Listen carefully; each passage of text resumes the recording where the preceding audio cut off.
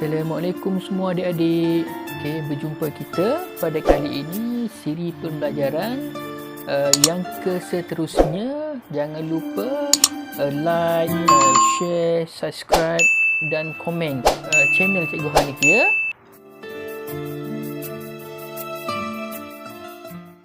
Toyib, seterusnya kita tengok objektif pembelajaran yang dekat atas ni berkaitan dengan yang pertama ialah apa adik-adik? Yang pertama ialah murid-murid dapat menyatakan takrif ataupun pengertian rukun iman dengan baik dan jelas. Okey, yang kedua pula ialah murid-murid dapat mengetahui dan menyenaraikan jumlah rukun iman dengan bimbingan guru. Rukun iman ni dia ada beberapa dengan bantuan dan bimbingan para guru, insya-Allah. Yang ketiga, murid juga dapat mengaitkan rukun iman tadi kolaborasi ataupun kaitan dengan kehidupan manusia, insya-Allah.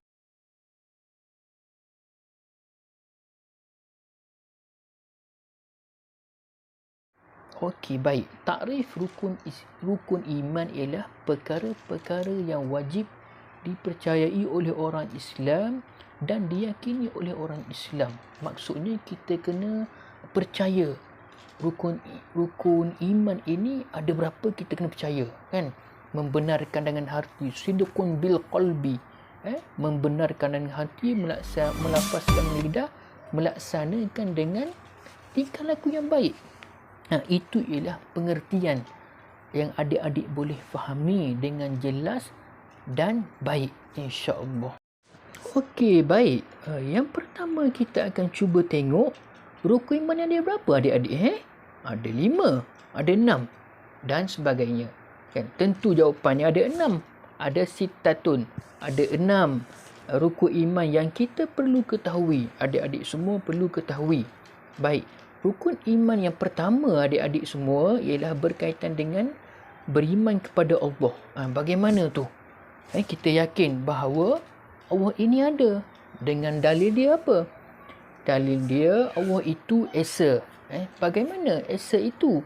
Esa itu ialah Allah ini Qul huwallahu ahad. Dalil dia. Dalil nakli dia. Allah itu satu. Allah itu satu. Tidak ada dua. Tidak ada tiga. Bagaimana mungkin kalau 2, 3 Tuhan di alam ini bertelagahlah antara satu sama lain. Betul. Kita kena yakin Allah itu ada. Ta'annaka sebagaimana kita maklum, an ta'budallaha ka'annaka tarah fa illam takum yarah fa innahu yaraka. Apabila kita beribadat kepada Allah Taala, umpama Allah Taala ni nampak kita dan kita ni tidak boleh nampak Allah Taala, cuma kita perlu beribadat kepada Allah Taala dan Allah Ta'ala ni berada di mana-mana sahaja.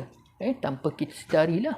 Tempat senang, tempat susah dan sebagainya ya adik-adik. Okey, itu ialah Allah Esa.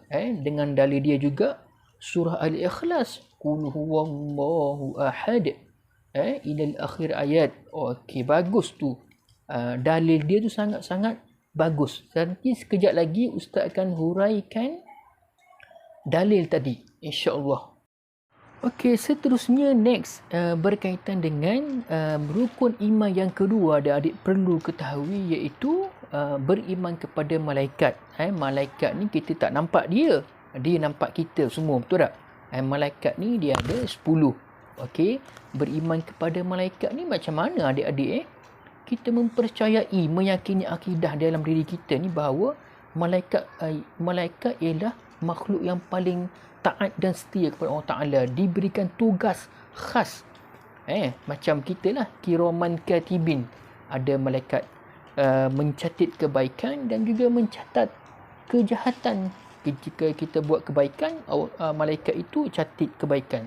Jika kita buat benda tak baik, maka malaikat tidak mencatat kejahatan kepada kita. Okey. Malaikat ini juga tak sama dengan manusia macam kita, human being. Bagaimana adik-adik? Malaikat dicipta daripada cahaya an-nur. wa innama al-insan, akan tetapi manusia ini dicipta daripada tanah, at-tin kan, ataupun setitis air mani. Okey, nanti adik akan faham dah. Okey, seterusnya rukun iman yang ketiga adik-adik perlu kita ketahui ialah apa dia adik-adik? Beriman dengan kitab Allah Ta'ala. Beriman dengan kitab. Kitab ni kalau kita faham lah, orang-orang tua saya cakap, pergi ambil kitab sekejap. Maksudnya pergi ambil buku ataupun Al-Quran lah. Kalau kita spesifikkan dia. Al-Quran. Sebab Al-Quran ni Allah Ta'ala berfirman dalam surah Al-Baqarah, la raiba fi hudan lil muttaqin, tidak ada keraguan padanya, pada Al-Quran itu, dan menjadi panduan hidayah, petunjuk, pertolongan kepada seseorang manusia itu. Manusia hidup ni, kita yang hidup ni nak kepada panduan hidup. Panduan hidup kita apa dia? Al-Quran. Yang perlu kita ikuti lah sunnah Nabi yang ditinggalkan oleh Rasulullah sallallahu alaihi wasallam. Okey, faham adik-adik beriman dengan kitab.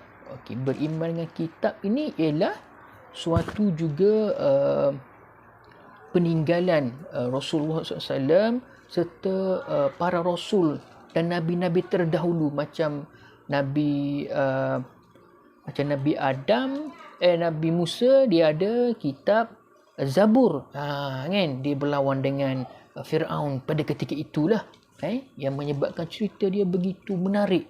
Kalau kita memperhalusi, kita detailing tentang Al-Quran ini, InsyaAllah adik-adik lagi seronok belajar dan mendengar bagaimana perintah di dalam Al-Quran, perintah solat, puasa, zakat dan sebagainya, serta larangan buat benda-benda yang tidak boleh buat, yang kita dekati, yang kita buat, kan, insyaAllah.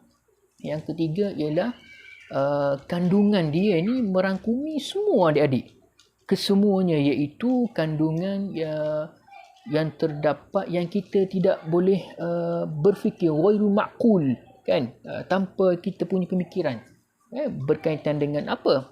Berkaitan dengan kisah-kisah terdahulu, kisah-kisah terdahulu, kemudian syurga alam sam'iyat, ilmu alam ghaib, cerita-cerita syurga neraka, menyebabkan kita rasa bertuah, luckily, sebab ilmu yang begitu banyak Allah Ta'ala bagi dalam Al-Quran ni, kita tak dapat explore sepenuhnya, kan. Mungkin atas kita semualah. Kalau kita banyak membaca, insyaAllah dapat. Okey, itu dia adik-adik, beriman dengan kitab Allah Ta'ala. Okey, yang seterusnya, yang keempat, arba'ah. Yang keempat ialah apa adik-adik? Yang keempat, beriman kepada Rasul. Rasul ni ialah seorang lelaki yang dipilih oleh Allah Ta'ala untuk menyampaikan wahyu kepada sekalian umat pada ketika itu. Macam kita fahamlah, bukan Rasul ni di kalangan orang perempuan. Zaman sekarang, zaman kita ni adik-adik, kita tengok ada kisah di mana seorang perempuan menjadi imam untuk solat-solat tertentu. Di mana? Di negara barat. Menyebabkan berlaku percanggahan, clash pemikiran, begitu mendorong mereka ini melalui perkara-perkara yang tidak baik, kan. Kita, Rasul kita ialah seorang lelaki, kita kena faham gitu, sebagaimana mereka ini, Rasul ini menerima wahyu dari Allah Ta'ala melalui perantaraan Jibril. Rasulullah SAW perantaraan Jibril. Rasulullah Isra' Mi'raj pun bersama-sama Jibril menemani Rasulullah. Setiap apa yang berlaku ini, Jibril menceritakan apa yang berlaku. Maksudnya checkpoint yang pertama, Rasulullah berjumpa dengan apa yang Jibril bagi tahu info kepada Rasulullah, untuk mengembirakan hati Rasulullah yang tengah sedih pada ketika itu.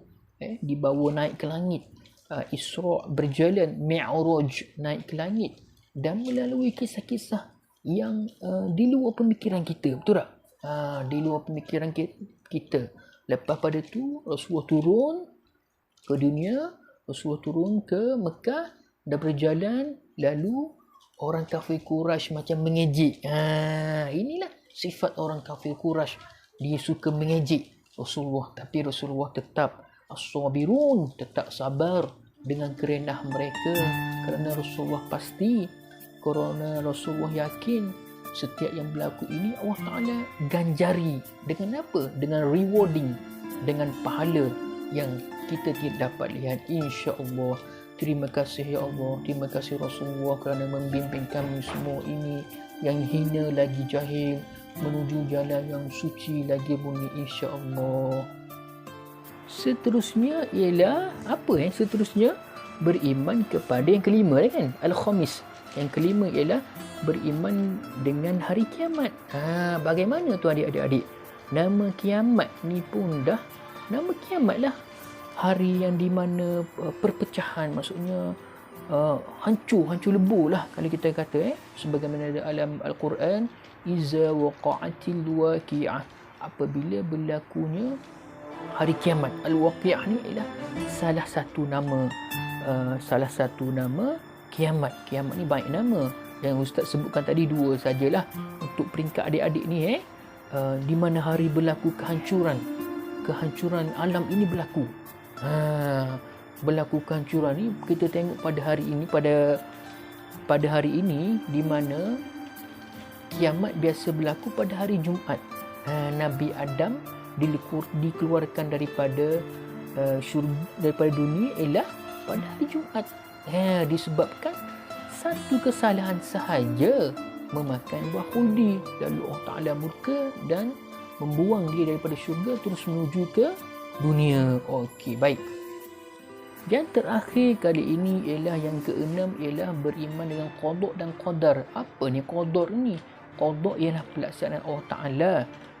Allah melaksanakan bulan, bumi, kehidupan bulan, bumi, kehidupan manusia, kan? Betul tak? Kalau qadar pula ketentuan Allah. Allah Ta'ala telah mengqadarkan qada dan qadar kita ni semua di tangan Allah Ta'ala. Maksudnya qadar Allah ini ketentuan Allah. Okey, seorang itu dia ditentukan begini nasib dia. Seorang yang B ditentukan dengan qadar dia. Jadi kita perlu berusaha bagaimana? Berusaha, berdoa supaya qadar kita ini cantik. Qadar kita ini lebih diberkati, diredai oleh Allah Ta'ala.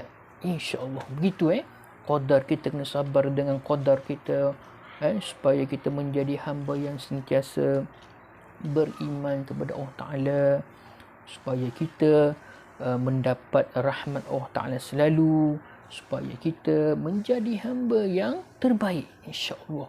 Adik-adik boleh, Ustaz pasti dan yakin adik-adik boleh. Okey, good.